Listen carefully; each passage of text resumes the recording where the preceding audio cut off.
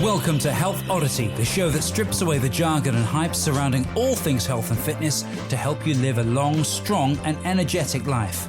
Lining up at the bar this week, here's Peter Lant, Paul Bassett and James St. Pierre.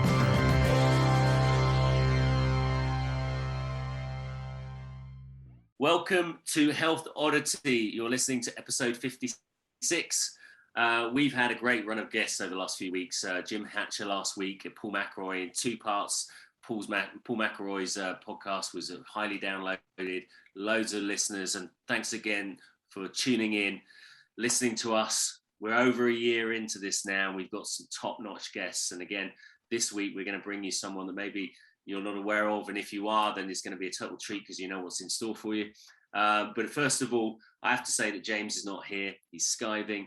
He's a busy man, isn't he? Last time I saw James, he had his Instagram update was him in a jacuzzi, chilling out. So I don't know whether to believe him when he says he's busy. But what do you think, Peter? Well, the weather's been quite nice the last couple of days, hasn't it? So, and then he's not here. And I'm seeing him this weekend, actually. So if he's got a tan, we'll know what's been going on. We'll know what's going on, yeah. What about you, Peter? What are you up to? Me? Yeah. You don't usually ask that, do you? I'm up to the usual sort of stuff. Been out training people this morning, and then I'm going out again after this straight away, actually. So as soon as we finish this, I'll be back outside training people. So yeah, you've gone quiet, Paul. There we go. It's me using my microphone and it decided not to work. So yeah, it's a nice time of year to go out there, isn't it? It's great. It's always a nice time of year. It doesn't get that cold in this country, so we're all right. I think our guest might disagree with that because he says he's in Orange County and it's probably a bit warmer over there, but it doesn't get that cold over here.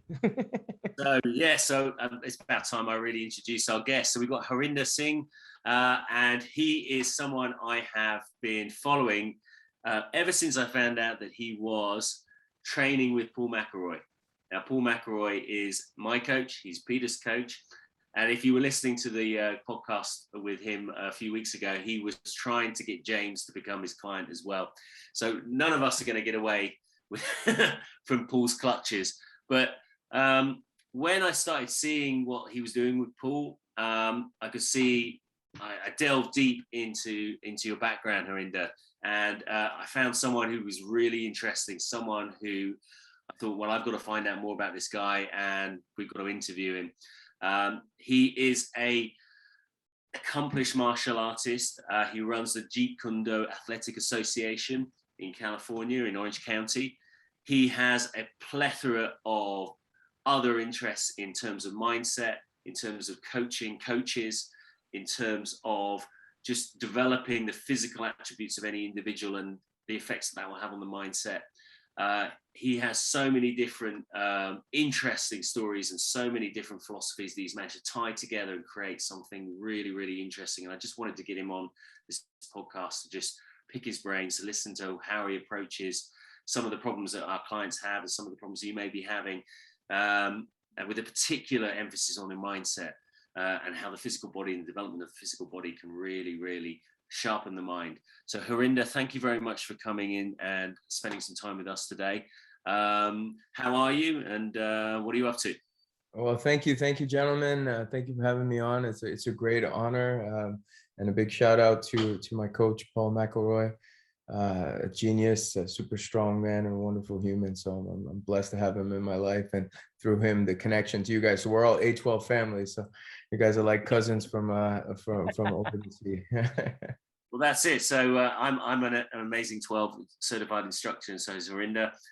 So we everyone has a thirst. I mean, a lot of the people we get on this podcast have a thirst for learning, and they're kind of the eternal student. And obviously the route to mastering things is to keep your ears open and to listen to people who know a lot. And that's what we're here to do with you, to listen to you and see what we could soak up. So how would people know you? What are you? What's your main focus at the moment? And what are you doing for people at the moment? So people would know me from a few different maybe industries. One of them is the martial arts industry. So if you're military, government agencies, or you're martial arts school owners, you read Black Belt Magazine, you're associated with Century Martial Arts, you'll know of me. If you know of Bruce Lee, you'll know of me. Jeet Kune Do. I teach Bruce Lee's Jeet Kune Do. I teach Kung Fu, like Wing Chun and Tai Chi, the ancient one. Brazilian Jiu-Jitsu, boxing, Filipino knife fighting. So I've dedicated my life to the martial arts and the way of the warrior, you could say. And so that industry would know me like that. And in the Silicon Valley, executives and business folks would know me in the high performance space, where basically, you know, I get called in to help people deal with the chaos. So when people are in chaos, how do they perform? How do they raise their performance levels? How do they adapt to it? How do they deal with stress? And the big word for me is that people know me for is flow. How do you get into the flow state on command? That is what I help people do, whether they are military operators, they are law enforcement agencies, or martial artists, or businessmen, or businesswomen, Silicon Valley executives, you name it, entrepreneurs, coaches.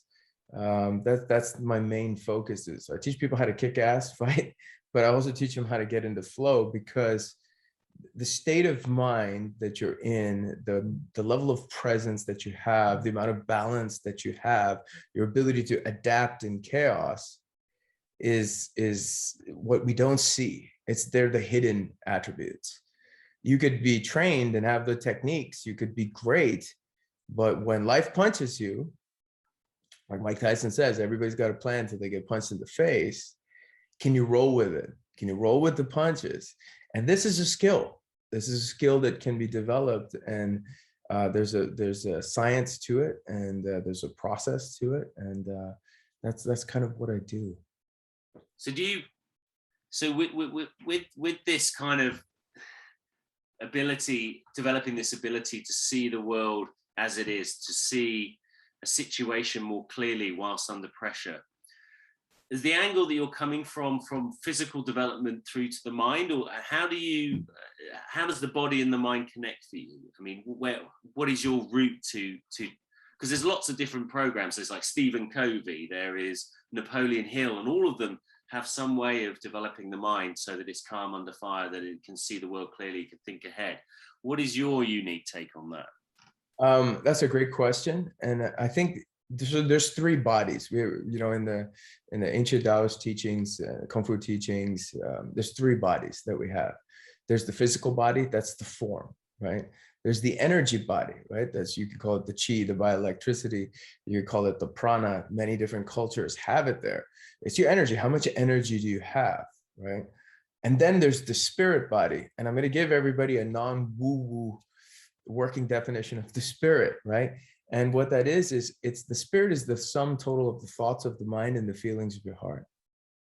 So you can go from body energy to spirit, or you can go from spirit energy to body. The energy is the medium, it's the vehicle that connects the physical to the mind and the heart. So, you know, people can say body, breath, intent, or emotions, right? And so oftentimes one of the things is that when we take a look at the spirit, the reason it's the sum total of the thoughts of the mind and the feelings of the heart is if you're feeling down, you're going to be down. If you're feeling sad, you can be sad. That's your emotions. But now if you're up in your head and you're thinking all the time and you can't stop and you cannot be present, you don't have the ability to listen.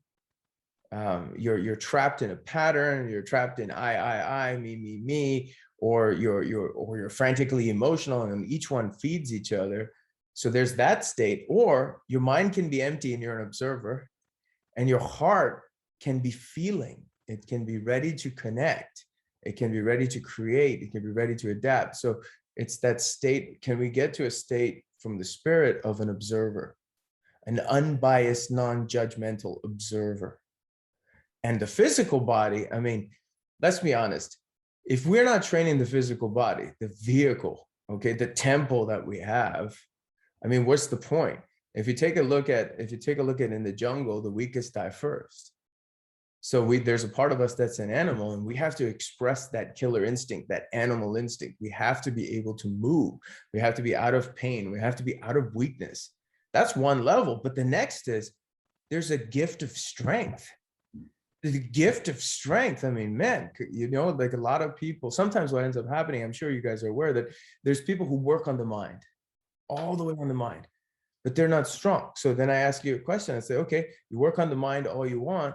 There's a burning building. Can you run in there and help somebody? What use is you working on the mind and being calm if you can't run in the building and help the person? And on the flip side, you got the guys going in pumping iron. They're super strong, but they have no stillness of the mind. They go work out and it's an escape. They work out and then they come back home and the mind is always running. They're always worried about what people think, and they have no peace. They have no freedom. So you can't really have one without the other. I think we have to take a look at the complete individual, the animal side and the higher consciousness side, right? So you have that killer instinct, survival-based part of us, which is the physical, and then you have the higher consciousness, which is at a higher level. But they must be trained together. That's brilliant, and you can take that even further as well to make it even. So the whole point in this podcast is we're trying to make kind of health and well-being and all of that more simple. We're trying to simplify it for people because there's so much complication out there. So, you're saying you want to be strong, or you want to take the physical side of it, but then people are like, well, I need to be flexible first. So like you said, you get the strong guy who can't quiet his mind, or the mindful guy who isn't strong. But then, say in the strength world or in the physical world, you can do loads of yoga, saying you're dead flexible and everything, but you can't pick things up without hurting yourself still. Or you can be super strong, but you can't bend over. So it goes even further, doesn't it? So when people are trying to work out how to negotiate this stuff, where would you suggest to start? Where would you begin? You have to be able to answer why you're working out. Yeah, that's where it starts. You have to understand. So, we always say in the art of war, know yourself and know your enemy. Know yourself and know your enemy, and you're sure to succeed. Know yourself, don't know your enemy, 50-50. Don't know yourself, don't know your enemy, you're doomed to fail. And what ends up happening most of the time is people start to work out. And if somebody comes to me and said they want to work out, I said, why? Why do you want to work out? Oh, I want to work out because I want to look better. So you're telling me it's a superficial thing you want to work out for. Oh, I want people to say I look good. So you want approval from other people. Yeah. So if we're coming at that, if they don't understand that that's why they're working out, they're never going to make it. They're never going to make it because it's an outside in approach. They're seeking, most people, let's be honest, most people when they work out, the majority of people that go to the gym, they're going to the gym because they want approval from other people. There's very few, right?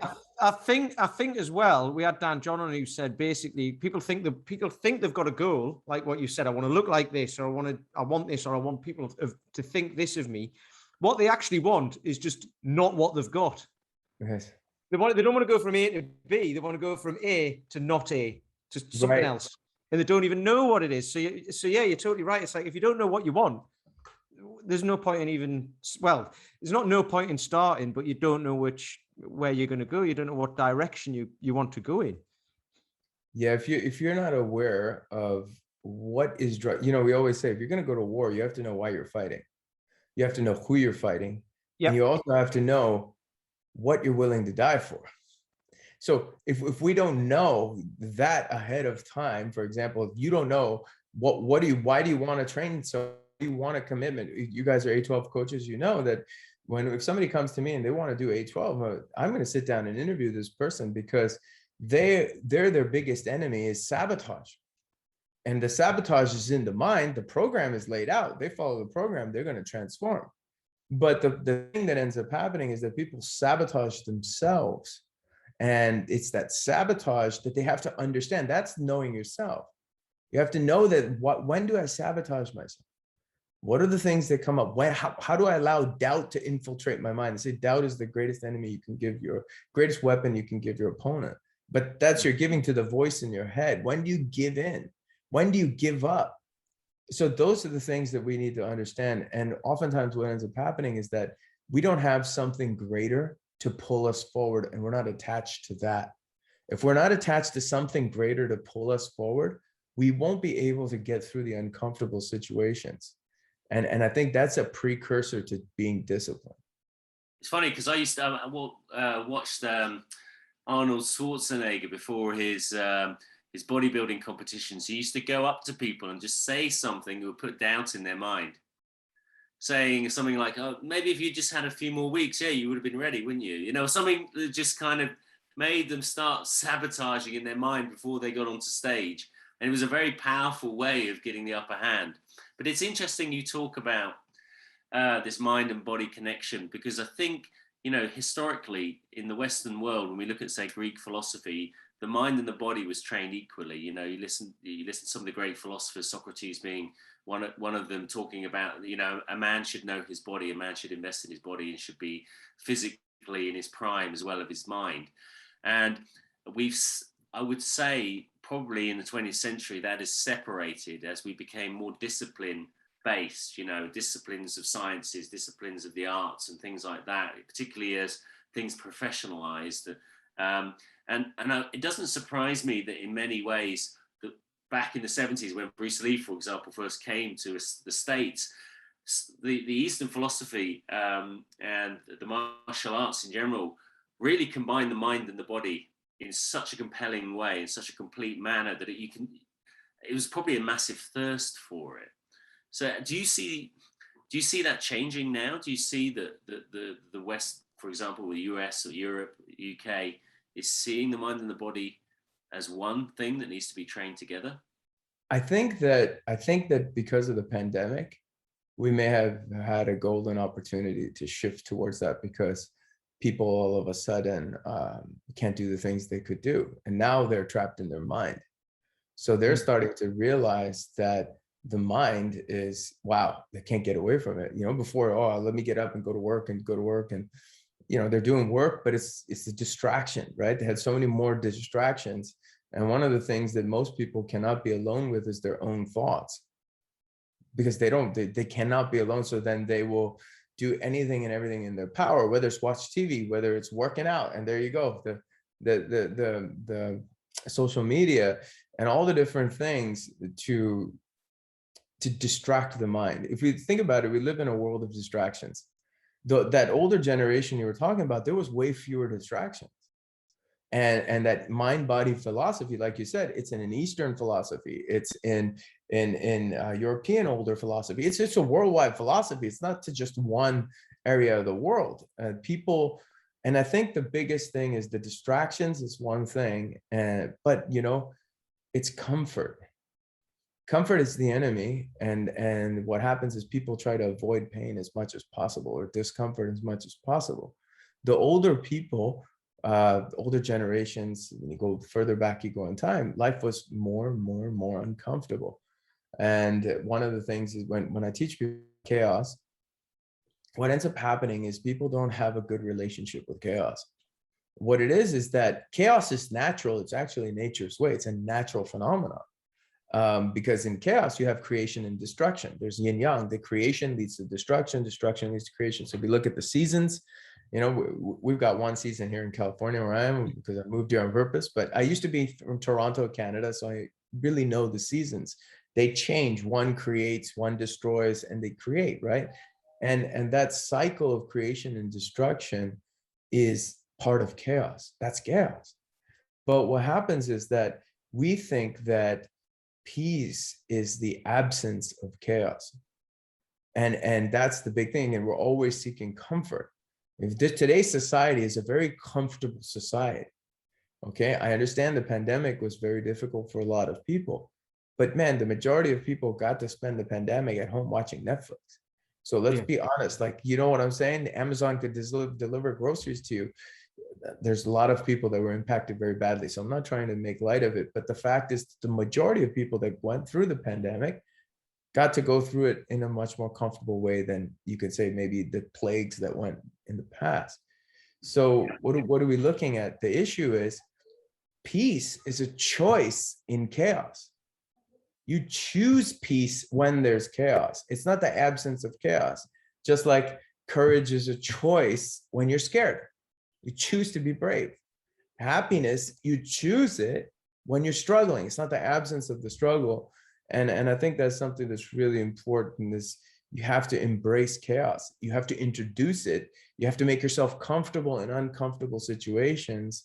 And that has to be the skill. That's how we grow, because chaos also leads us to grow. And if we're not here on earth to grow, then what's the point of this whole thing? We're not here for like window shopping. You know what I mean?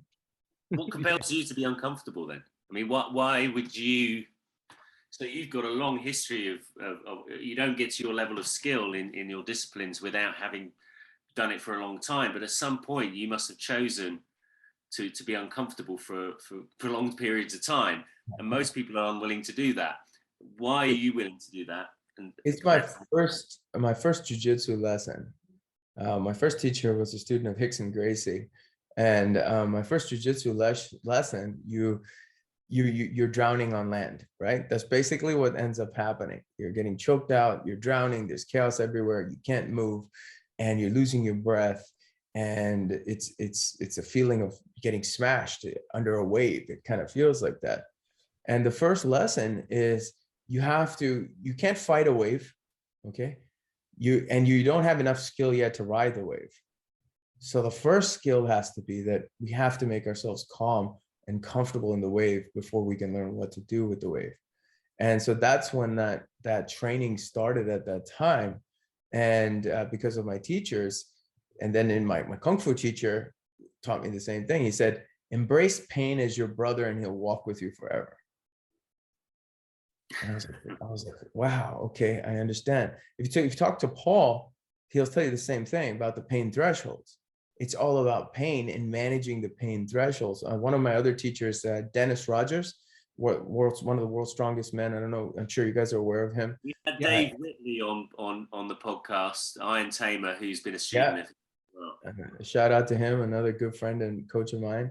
And so through Dave Whitley, I met Dennis Rogers and became one of his apprentices. And he told me the same thing. He said, pain is the threshold. He's like, everybody can do amazing things, but they stop once they hit pain. They don't understand how to override pain progressively, how to train the mind to get past that. You know, I'm not saying go out and do crazy stuff, but I'm saying what is that pain is discomfort. How do we train the mind to do that? Now, what happens is that when you override pain, there's a pituitary pain response. The pituitary pain response in the brain stops us from doing things. But once we hit that and we override that pain response, we have an instant dump of epinephrine, norepinephrine, serotonin, dopamine, and all the endorphins rush through the body, and you get a euphoric feeling.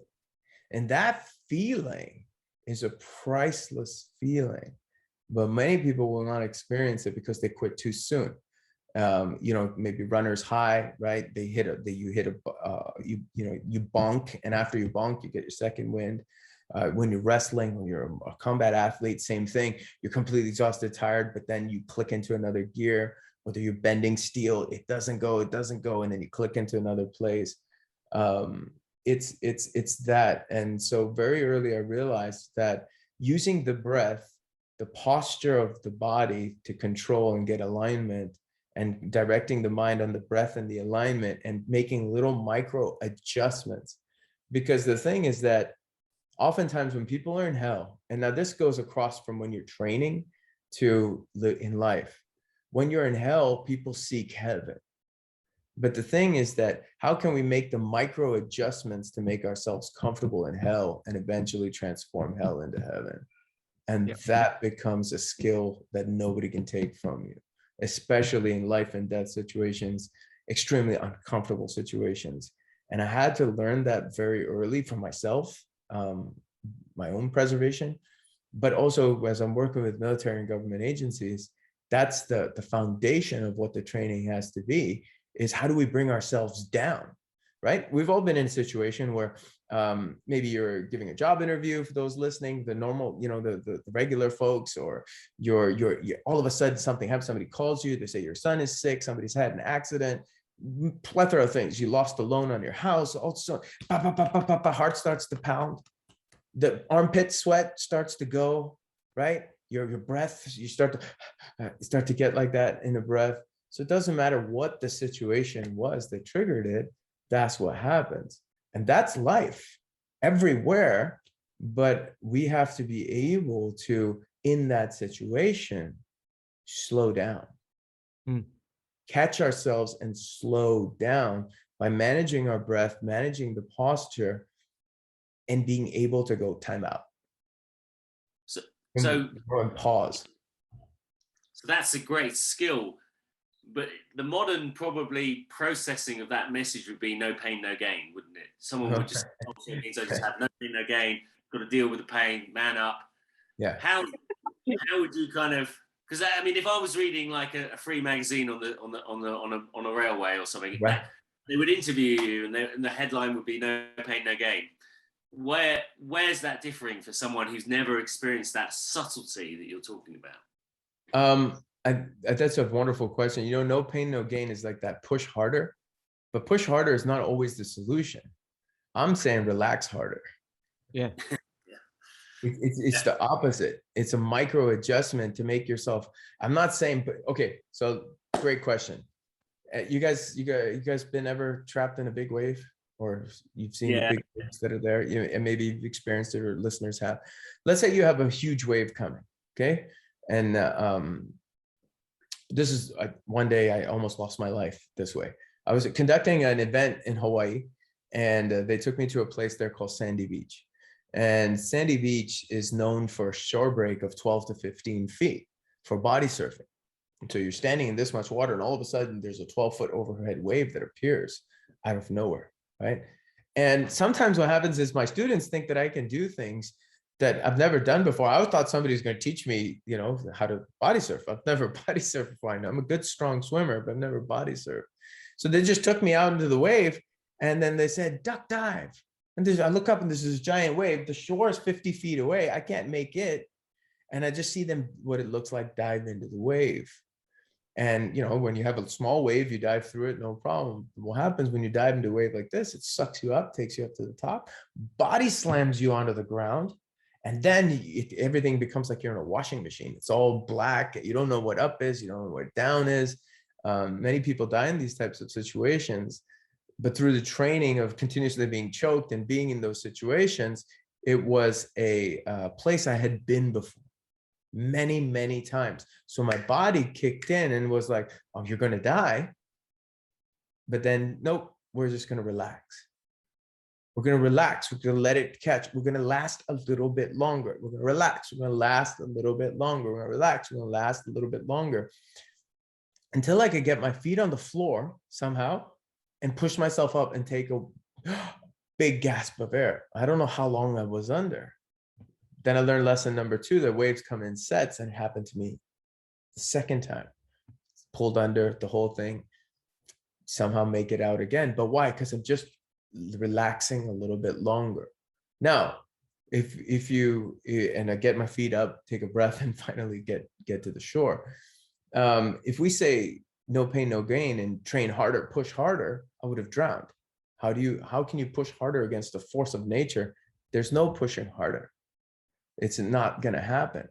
And then I sat there and I watched the waves for like 30 minutes as I was completely exhausted. Never felt like that in my life, that level of exhaustion in my life. And my friend who had taken me there, I was like, hey, you told me, you guys, what is a duck dive? I don't know what a duck dive is. I just saw you guys would look like dive into the wave. And a duck dive is, those who don't know, maybe this will save your life one day, is there's about this much room, there's about a foot between the floor where the wave doesn't impact, and it's completely still. So when that wave comes, they duck dive, they hit their chest actually to the floor of the ground as the wave passes over. And it's completely still. And so I watched the waves for a while, and I was like, well, I can't, I have 2 choices: go away defeated, or go back and face this monster where I almost lost my life. And once he told me what to do, I was like, okay, I understand. So I sat there and watched it for a while, got the courage, and went back out and did it. And when I did it, it was one of the most euphoric feelings ever, because I was choosing peace by not resisting, not fighting, but finding the little hole, like the center of the storm right there. And you just feel the whole force go by. And down there, it's nothing. And so, you know, I think the whole concept of no pain, no gain is very incorrect. And for those who've been trained by Paul's methodologies, it's about, you know, progressive increase, small percentages at a time, exposing yourself to discomfort to the point with the body, you trick it. So you increase its capacity, you know, a little bit at a time. And that's the same thing with all good training methods, whether they're mindset methods or they're, you know, whatever your profession may be, or fitness. It has to be, there has to be a logical, scientific progression that leads you and expands your uncomfort zone little bit at a time. Because what happens if you go in and you just stretch it, it's going to snap. You're going to get hurt, or you're not going to come back and do it again. And so, well, that's where it comes in. I mean, I've like, you know, I've done stuff on this in the past and what have you, and this is why, you know, like listening to what you're saying there, I totally get it. Not the wave thing, because, you know, we're in the UK and we don't really like surfing over here isn't quite the same as it is in Hawaii. But anyway, but in December. Yeah. But when I talk to people, I explain to me, you know, like we were talking about earlier, setting goals and stuff. Someone's where they are now, and then they've got this big goal. So all they're thinking about is the goal. And what you've just said about, like, you know, what Paul says and things like that, it's like incremental. You're not thinking about the goal. You're thinking about, what do I need to do now? And then what do I do tomorrow? And then what do I do the next day? And then it's from now, because people might see someone like yourself and think, I want to be like that. So, you know, and like you say, stretch it and go, I want to be like that. I'm going to try and do that as quickly as possible. And you've spent your life, you've dedicated your life to it, right? And then what tends to happen, from what I see, is someone's got that goal and they're going along trying to get towards it, and then a life event happens, something happens, and it derails them completely. So they end up in this dip right at the bottom, and they're in hell, like you say. But they have all these future-based thoughts of, like, I've got to get to that goal, you know. So they have all these thoughts that are future-based that give them the anxiety and what have you to say, I'm not going to be able to get there because I've gone off course. Whereas if they just think about, right, where am I now? What can I do? It might put that off for a week or two or whatever, but if just worry about where you're at now, have your present-based thoughts, and then you can actually bring yourself back to where you are, and then, you know, deal with what matters now, and then you bring yourself back. Because what happens if, the way I explain it is, what happens if you're thinking about those future thoughts, you think it's too hard, and you go back to where you were, to where the comfort is. So you've expanded your comfort zone slightly, but you're like, right, I'm going back to where it was because it was nice there. And then until such times, so say it's like losing weight or something, like, until such times as you feel uncomfortable again, you're like, I don't like this anymore. I need to lose that weight. So you go and do it all again. yes, You get the life event, and then you go back to the beginning and go, it's too hard. I'm not doing that anymore. And it's that cycle. So you could have taken that. You could have said, I'm never going surfing again because it's dangerous and I'm going to die. But you went back and confronted it because someone had told you, well, just do this instead. And you're like, okay. You know. Yeah, again, embracing pain as your brother. So if you do that, you know, and that's you know, what you just said there is absolutely wonderful, because there's when we go back to knowing yourself, what you have to know is your patterns. Because and you know, you guys are trainers, so you've seen that people who come to you that, oh, let's go fitness kick, and then they fall off, the next time they're going to require even more energy to do the same thing. So every time you do that, you're conditioning the body, the mind, and spirit, and saying, you know what, we're quitters. So the body knows that, so it kicks in through 3 weeks in, right? 3 weeks, that's the time. 3 weeks in, the body kicks in and is like, nope, we're not doing this. And it will find a way to sabotage. Eat that cookie, eat that ice cream, and then, well, you know, we did so good, let's have it another day. And then all of a sudden you're missing workouts, life event happens. So really what people have to understand is, what are your reactions? You have to sit down and know your patterns. But more importantly, you have to know your reactions. So you have to study past victories and past defeats. Okay, so very important to do both in any realm of your life, to understand what are your patterns. When I'm around group A, B, and C of people, how do I start to eat? You know, we all know, hey, you go with a group of friends you haven't seen in a long time, and then you start acting like you're back in college. right? Yep. It's a pattern. They're triggering a pattern. They're triggering a pattern. Or maybe somebody you have that's a family member that you don't get along with, right? And you're doing great in life and you see them and then boom, they trigger this pattern inside you. So there's people that can trigger patterns.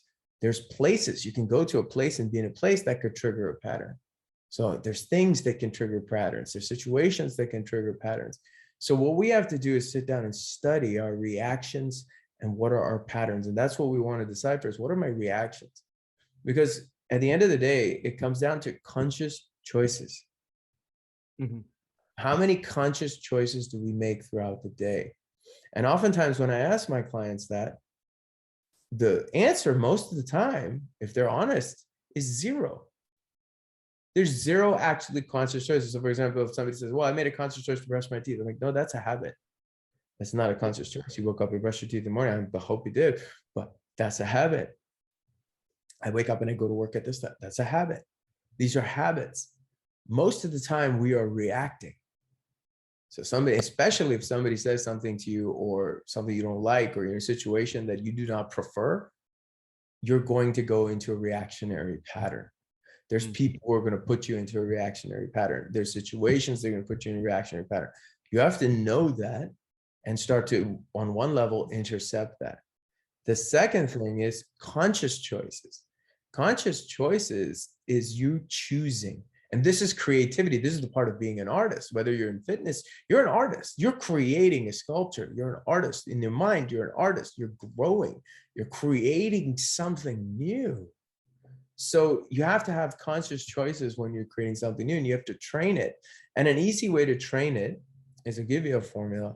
It's most of the time, people say E plus R equals O. So an event happens, there's a reaction, and that equals to the outcome. But what has to happen, the magic move, there ever was a secret, an event happens, you insert a pause, time out, you step back, you take a breath, you choose a response. That's your responsibility, your ability to respond. But most people, they can't respond because they haven't trained the pause. Because the pause is the precursor to the choice. So oftentimes when, hindsight is 20/20, so we look back at things and we're like, oh man, I wish I had done this. And oftentimes the choice that you didn't see, which you see now in the future looking back, was right there. You just didn't see it. Mm-hmm. But it was right there. It wasn't like some choice that was outside the realm of your capacity to see. You just didn't see it. So you don't want the choice you made back. You want the moment before you made the choice. That's the moment we want, because in that moment we can see, oh shit, I'm reacting here. I watched one of your a couple of your videos over the last few days on like your meditation stuff, and you were talking about quieting the mind, and people. There was, I think it was your TED talk where you were getting people to like try and switch their thoughts off or whatever, and it was like, or sit there for 5 minutes, and the first thing they're going to think, like, going to try not to think. The first thing they're going to think is, why the hell am I doing this? This is ridiculous. So it's impossible. And I've done this. I've worked with some Ishaya monks who do ascension meditation a few years back. And that was all about that. They would just sit down and count your thoughts, shut your eyes and count your thoughts over a minute. And there was loads of them. And then it's like, right, that's the problem.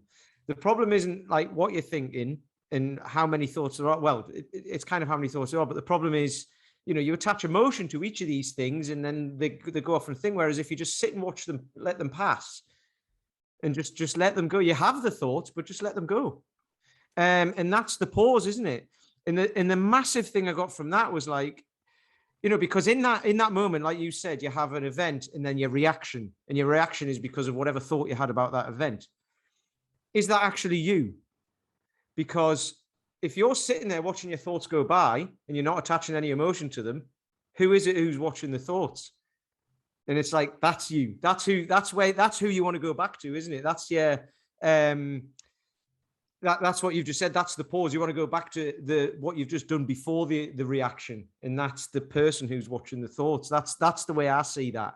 And that made a huge difference to me, because I used to go around reacting to everything. I used to trade for an energy firm, and that's like high powered, all this sort of caper, which is so far away from where I am now. But everything was about a reaction to what's going on around the world, you know, which would affect the market and all of that. And it was just, and everyone else is reacting around. So it creates this like atmosphere of like this reactionary atmosphere, and everybody is, and there's a lot at stake. So everybody has to be involved.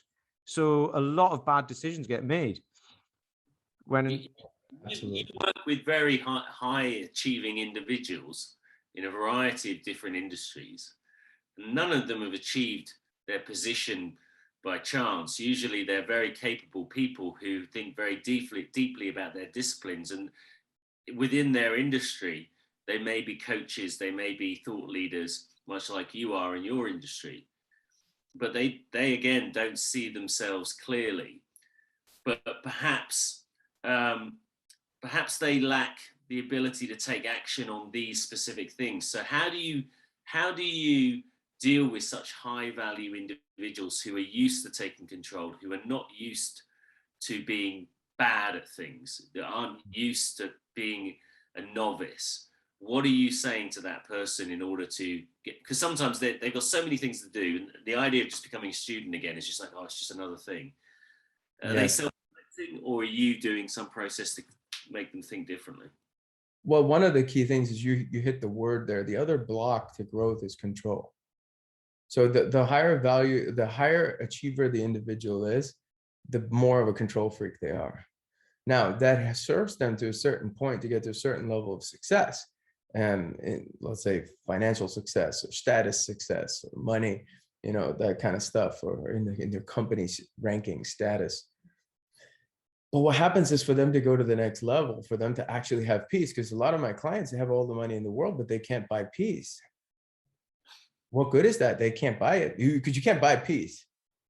You no matter what, you can't buy peace. You can go to all the vacations in the world. You can go on private jets in the world. You're just running. You cannot buy peace. You could drink alcohol. You could try to numb yourself. You could try to stay busy. You cannot buy peace. So the majority of the people that come to me, they can't turn this off. They can't sleep properly at night. They cannot connect to people because they're control freaks. Okay.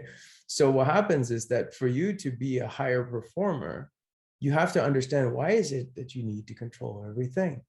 And most people who are control freaks really are scared. What are they scared of? They're scared of failing. Why are they scared of failing? They learned somewhere when they were growing up that failing is not acceptable, that they will not get approval if they fail. So if you walk them down that path and they start to realize like, wow, so you're telling me that when I was a kid and my dad didn't give me approval and it said I was no good, I start to control everything because I need approval and because I'm afraid of what people think. And that subconsciously goes into every reaction of mine. And then because what happens with control freaks is when things are out of their control, they freak out. They lose their power of adaptability. I can't, and you know, many times you'll see, I'm sure you've had clients like that, you have people, family members like that, you have people who are super control freaks. As long as things are in their control, things are good, right? But you see that once they get shaken, as soon as they start to lose control, and they will do everything in their power to try to get control because they are afraid of the feeling of losing control. It's so uncomfortable to them. Why? Because to them, uncertainty is insane.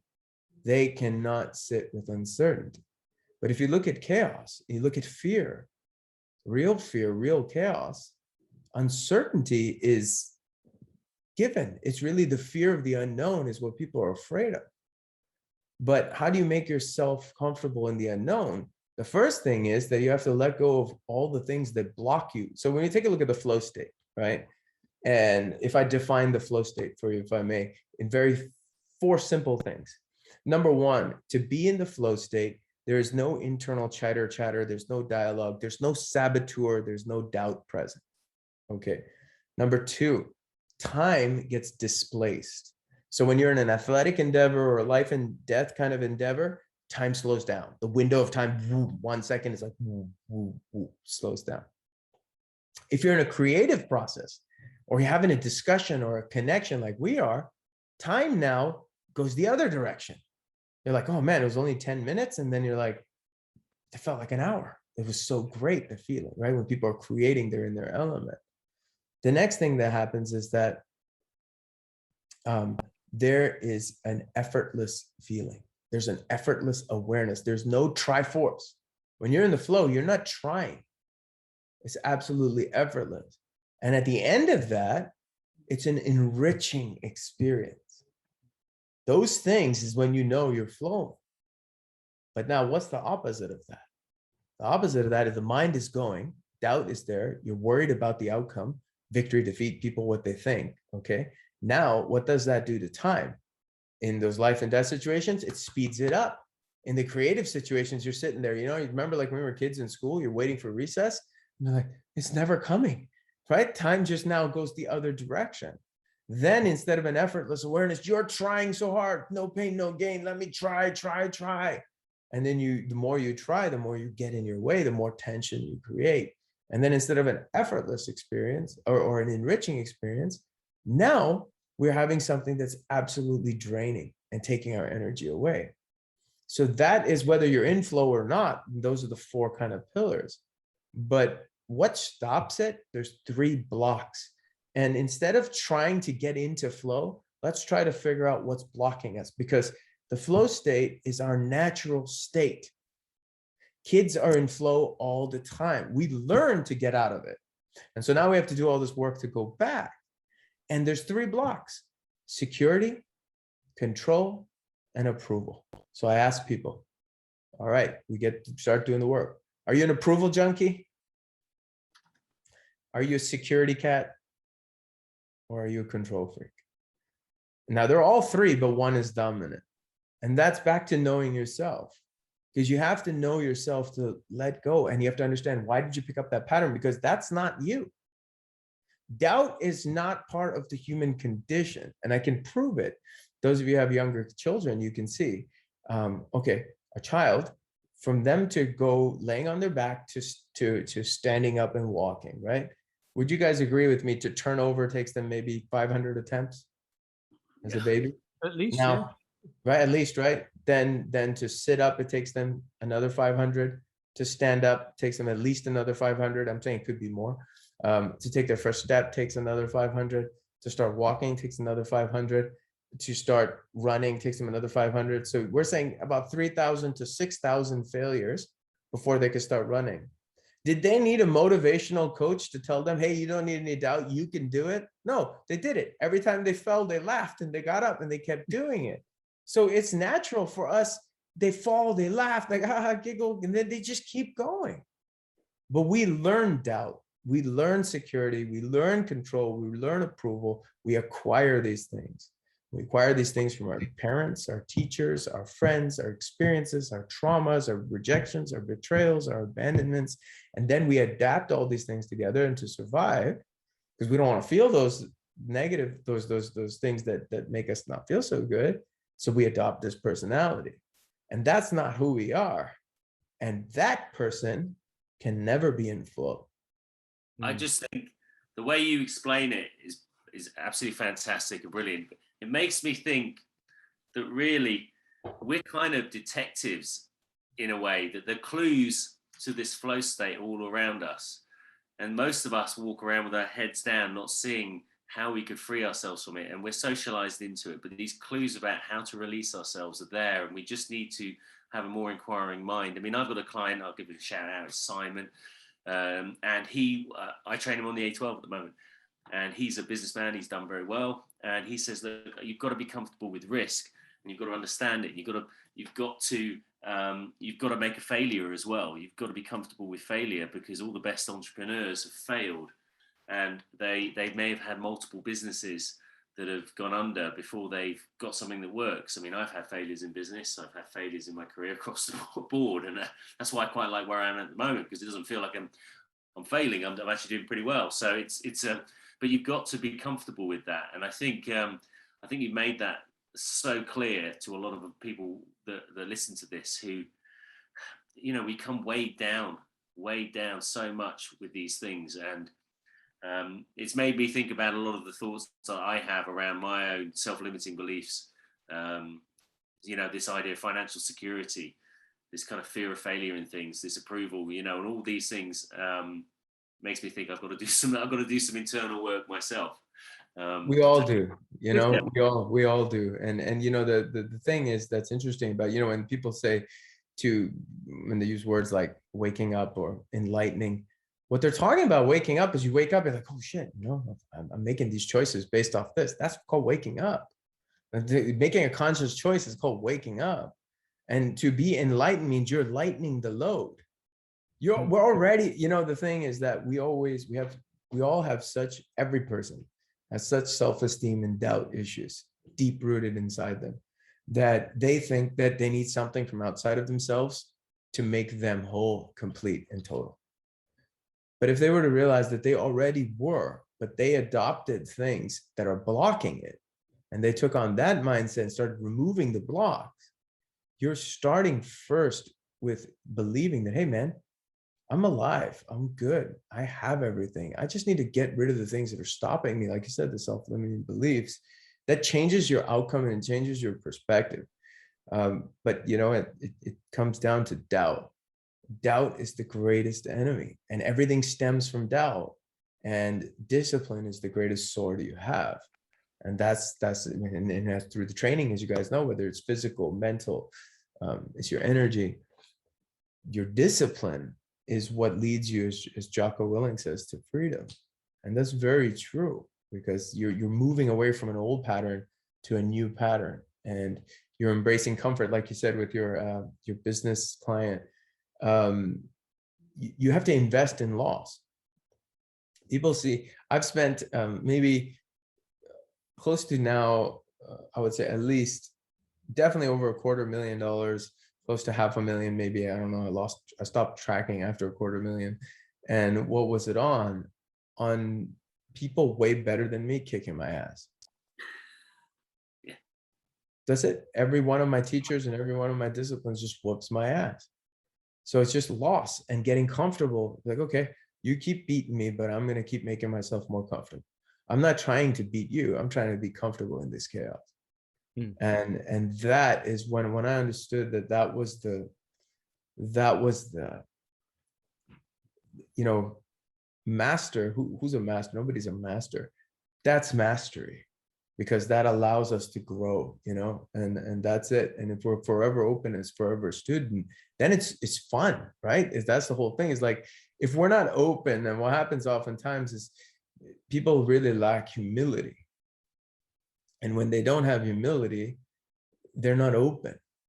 And when they don't have humility, they're attached to people, places, and things. They're attached to outcomes. And so they need approval, security, and control. So those are attachments. But if you're humble and you're like, hey, you know what, man, I don't know everything. I'm willing to lose. I'm willing to be uncomfortable. I'm willing to grow. I'm willing to ask for help. That starts to change things. Now you open up to the realm of possibilities. And when you open, my teacher always says, you have to be an explorer in life. But if you're not humble and open, you cannot explore. If you do not explore, then you don't discover anything new. If you don't discover anything new, you do not learn. If you do not learn, you don't grow. And if you don't grow, you can't create. So it's that process of exploring, discovering, learning, growing, and now you create. And oftentimes what allows us to do that is that big slap from the universe of chaos. Without a doubt. I mean, that's what you just said there is brilliant. The I'm willing. It's because language in all of this, trying to explain it. I mean, you explain it like really well, but trying to explain things to people, are like, I want this, I want that, or I need to do this, or I need this. And it's like, are you willing to do this? Are you like it? And it's just that language of I am willing to do it, because that makes people think. I think they'll be like, oh, actually, I'm not willing to do that. And it's like, well, don't bother then. Go away and learn how to be willing to do it, or we'll teach you how to be willing to do it. Then it's inevitable. Everything's got a price. Everything's got a price. Exactly. Yeah, exactly. I just brought up when you were saying there, Harinder, it reminded me of a conversation I was having with Paul over, because he sends me my workout, and I sent an email saying, I think I've lost sign of why I'm doing this. I became too involved in the outcome. And he says, Paul, you just make this way too complicated. Literally none of that matters. You only have one thing to focus on, and focusing on that one thing will automatically take care of all those other things. Paul's one thing equals getting better. As long as you're doing that and you're getting close to every goal, getting better equals technique, doing the numbers, not giving up, and not focusing on negativity. There's just so many, and it's because I drift into that quite easily. I've got a groove that's been well worn over the years. It's why I'm so fascinated by physical training, because it is the mastery of the self, and it's something that gives me very instant feedback. And I love the way you're bridging so many different ways of thinking of this, so that we just don't encounter too much, certainly with the strength coach. We deal with a lot of strength coaches and lots of really interesting thinkers, but your angle is just so refreshing. I've absolutely found completely fascinating. I'm just aware of it. Kind words, good teachers. Yeah. And lots of screw ups. You've got to make silly mistakes, and you've got to look like a fool occasionally. And I think it's so great when you were talking about children and just how they do it with such a non-judgmental. They have no weight on their shoulders. They just experiment, and it's refreshing to see. And you see some of what you've lost sometimes if I'm in a particularly negative mood. I go, why can I not reclaim that? But I'm just aware of the time, and I don't want to keep you too long because I know you're extremely busy. But what we haven't delved into is, some of the specifics of martial arts and how they apply to older people. But if there's just one question I'd like to ask on that subject, and because we are predominantly strength conditioning coaches, how important is strength in the martial art world? Oh, it's vital. I'll give you an example from Paul. Okay, that was really a great one. He said, take Brock Lesnar, right, and you put him in a fight with a gorilla. And Brock Lesnar's been trained in all the different martial arts possible. Who wins the fight? It's the gorilla, right? Give Brock Lesnar a baseball bat with spikes at the end of it and put him in a fight with a gorilla. Who wins the fight? The gorilla. So, strength is I think, one of the things with strength is strength gives you that ability to control your body. Strength, in the pursuit of strength, you learn to endure. You learn coordination through strength training.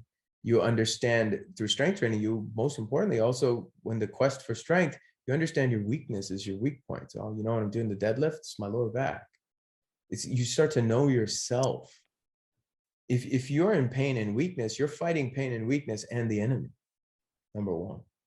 Okay, so that's oftentimes in a fight, we're always outnumbered because we're fighting ourselves and the opponent. For me, as long as I can win the war in my head and my body, the result is the result, so be it. Because I'm not going to give that person doubt. And I know if I've done my best, I can do my best. I can surrender to what the result will be. So strength is, I think, very important, because if you look simply in the animal kingdom, the weakest one dies first.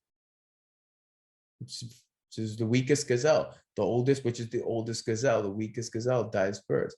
So if you look, and we take it down even further, and you take a look from that perspective, the longer that you can run, the fastest you can run possible, the greater is the chance you would have of survival in the jungle. Do you guys agree with me? Because you need to just outrun the dude to the left.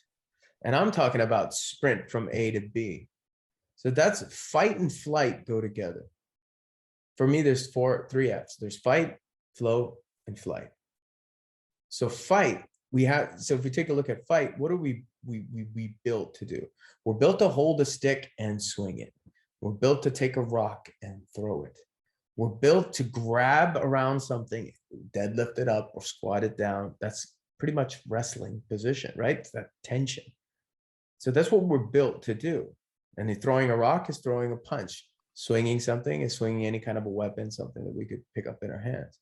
The next thing too, if you take a look at how we run and we sprint, when we run and sprint, we have two open hands so that we can hold a weapon, so we can run properly. And in the running, the flight, how fast can I get from point A to point B? And whatever's stopping me is a good place for me to start to see what are the blocks that I need to get rid of. So as a test, can I run as fast as possible from point A to point B? And if I can't, let's start to figure those things out and get stronger in those areas by removing the limitations based on maybe pain or injury or inflexibility. And of course, there's people out there that they're just injured. But so now let's figure out how we're going to fix the injury.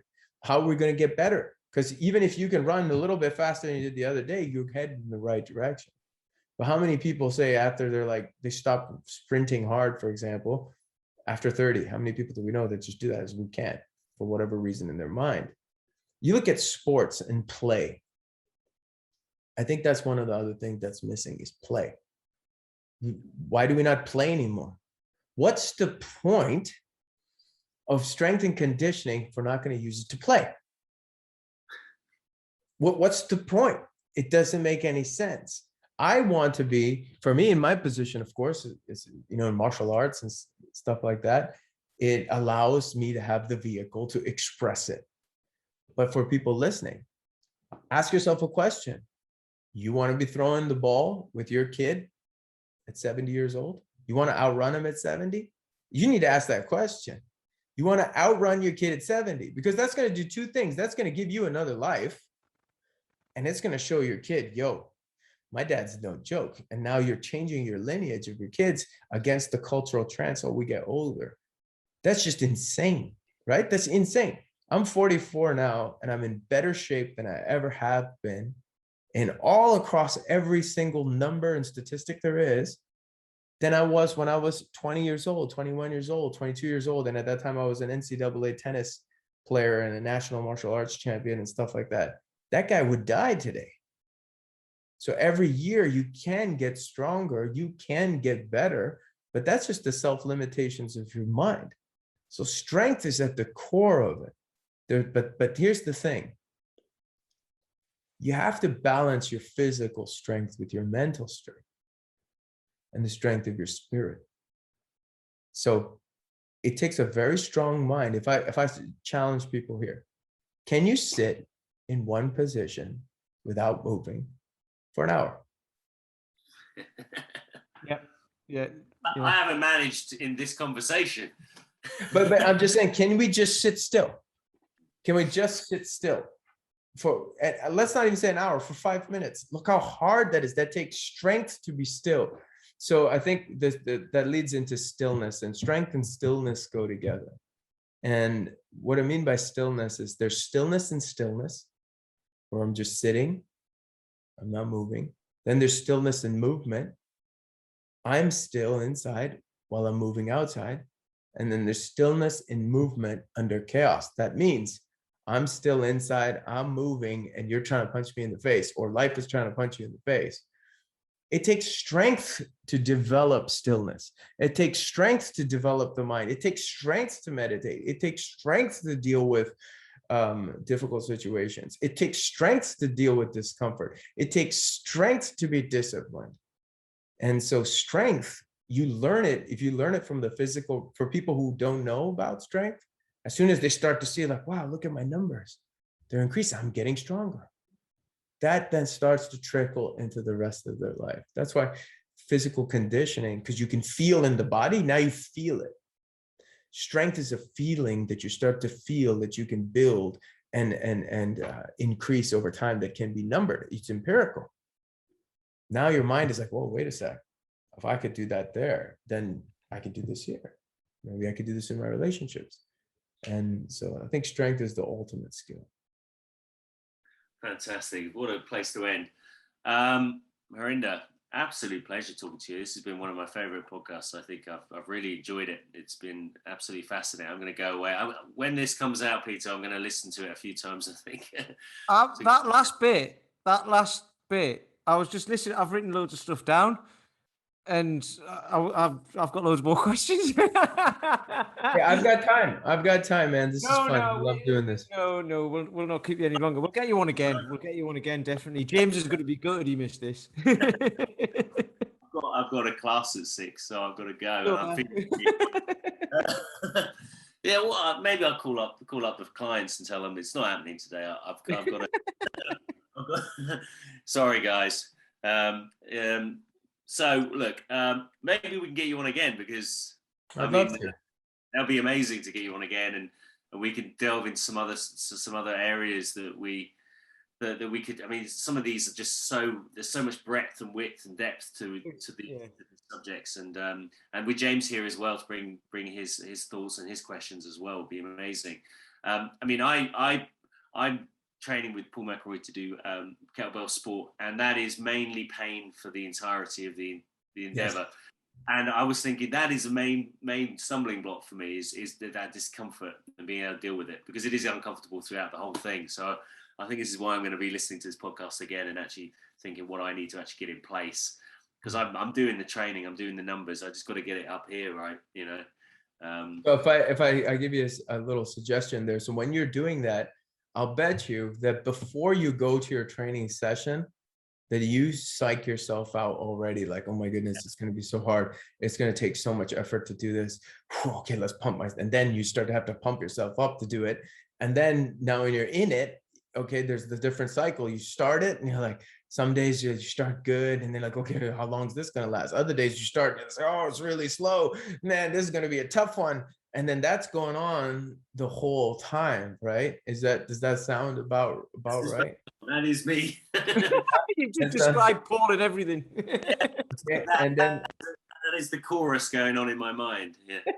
And then and then what happens is then sometimes people say to chunk something like that, for example. So they're like, okay, just focus on the first few reps, then you get halfway, and don't focus on the end in the beginning. And then once you get halfway and then push through, and then when you're, 3/4 of the way, then you're like almost there, that kind of thing. Okay. When you're in war, the first punch, the first bullet to the last, there is no more importance. The last rep is not any more important than the first rep. So the mindset going into the last rep cannot be more important than the first rep. If you think about it, people, when they go up the stairs, they don't fall. They fall when they're coming down the stairs, because they lose. People fall when they're coming down the mountain, not when they're going up the mountain. So there's that thing there that has to be considered. But the frame of mind has to be when you catch the mind and be like, I wonder how easy it's going to be. Yeah. Because now when you say, I wonder how easy it's, because you have to catch the mind when it's about to go down that thing. And you're like, pause. That's not me. That's a little bitch in my head. And instead, I choose to say, I wonder how easy it's going to be. And then another mantra we have is, it's not necessary to react. So every time that you're getting ready, maybe you guys are talking more, I've got that big kettle snatch workout today. So and you catch it, is it? It's not necessary to react. I wonder how easy it will be. And most importantly, I get to do this. Yeah. Because Paul, my friend, one day you will not get to do it. Yeah, that's a good point. One day you're not going to get to go through it. That's the change on the spot. And you're like, whoa, it changes everything, because death is certain. One day when you go to sleep, you're not waking up the next day. And one day when you go to wake up in the morning, you're not going to sleep at night. Here's the reality of it. One day that will be true. So you're not going to get to do this other than the moment that you're doing it, because it's not guaranteed you're going to get to do it later. So you get to do it. More importantly, when chaos hits and we have these types of things, look up and be like, I get to go through this because I'm alive. I get to do this. That will change your whole relationship with it. And instead of dispersing your energy, you will gather more energy and then embrace the pain. Be like, don't push away your brother. That snatch or the clean and jerk or whatever your long cycle, whatever you're working on. Hey, it's your brother. Embrace him like your brother and say, let's go. But oftentimes we want to push it away. And in pushing it away, we've drained so much time, energy, and effort that now we lost all that. So now you're going in empty. Anyways. Yeah. I mean, it's funny because I was on Facebook today and a picture of a friend I lost about 10 years ago came up, and I was thinking, and he actually fell down the stairs one night. And, you know, he was in his mid-20s, and he won't get to do anything, you know, and I get to do so much. And, you know, it's, you have to kind of, I mean, with the kids and stuff like that, you somebody say, you know, he's not going to be 5 forever. He's not going to be, you know, let's just enjoy it and be present, because I can get so busy, so crazy, and so stressed out with the amount of stuff I'm doing that it's difficult to find that peace and cherish that moment. I think this is an awesome place to leave the podcast. And I'm going to be cycling down to work, having my brain kind of try and process it and try and find the best way to kind of implement it. And thank you very much for your time today. Oh, my pleasure. Thank you, guys. A pleasure to meet you guys. So, Peter, do you want to leave with any particular thoughts? It's been fantastic. One thing, based on what we've just been talking about there, Paul sends me my stuff through on a Sunday, and I look forward to it. Yeah. I'm like, I can't wait to see it. I can't wait to see it. And then I go to bed on Sunday night, and I'm like, right, tomorrow morning I get it. Like, yeah, you've just said I get to do this. I get to, like, because the numbers will have gone up slightly, say, or whatever, and I'm like, oh, that's it's moving in the right direction. And I never think about it. I just get up and I'm like, right, I'm doing this now. I just like, right, I'll go. I've got pull-up bar out there. I've got bells there. I've got this, that, and I'm like, I'm doing this now, and just go and do it. And I sometimes I used to think, will this work? Will it not? Will it be hard? Will it not? Now I'm just like, I'm just going to do it, and it is what it is. Yeah. But no, that's brilliant. And the big, if anyone's watching, they wouldn't have been able to see this because Harinder was talking at the time. But I put my arms up when he said, you get to be 70 and do this stuff and run around and show your kids how strong you are and how you can still keep up with them or be faster than them and your grandkids and whatever. And I talk about that all the time. Anything you're doing now. So you said something as well about knowing yourself. It's knowing yourself, but yourself is you in every form. You, because you're not just you, you're you from 20 years ago, you're you from 10 years ago, you're you now, you're you in, it's the whole of you, right? Which is massive, isn't it? And I put something out about this today. People talk about, what would you say to yourself 20 years ago to maybe change who you are today, if you want to, if you're not happy with who you are or whatever? What would you say to them? Now you've got the opportunity to have that conversation with who you are now. So I'm the same age as you, Harinder, 44. You've got the opportunity to have a conversation with who you are now. So in 20 years' time, you don't want to go back and kick your ass and say, why didn't you do this? Okay.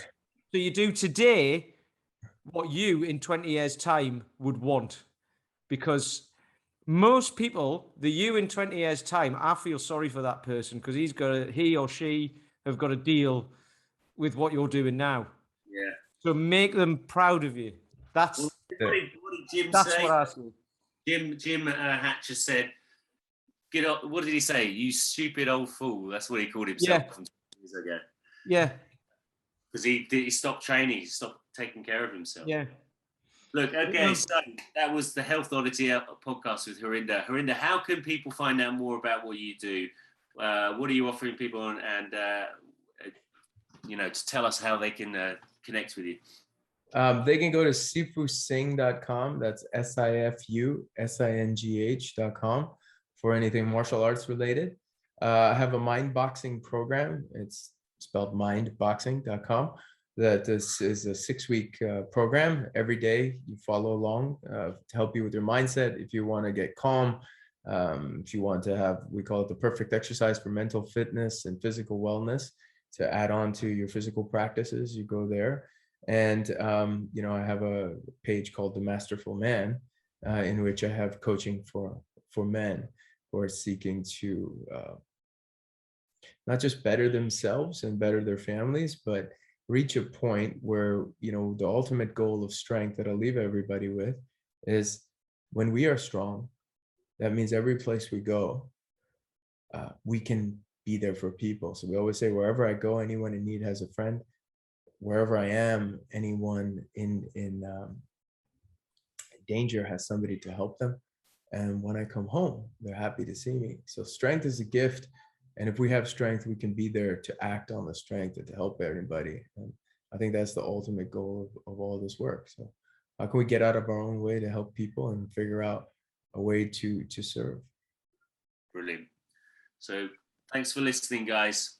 Please do subscribe, write a review, share this podcast, and we'll see you next week. I can't remember who we've got. Oh, I don't know. Who have we got? We're talking to Fabio this weekend.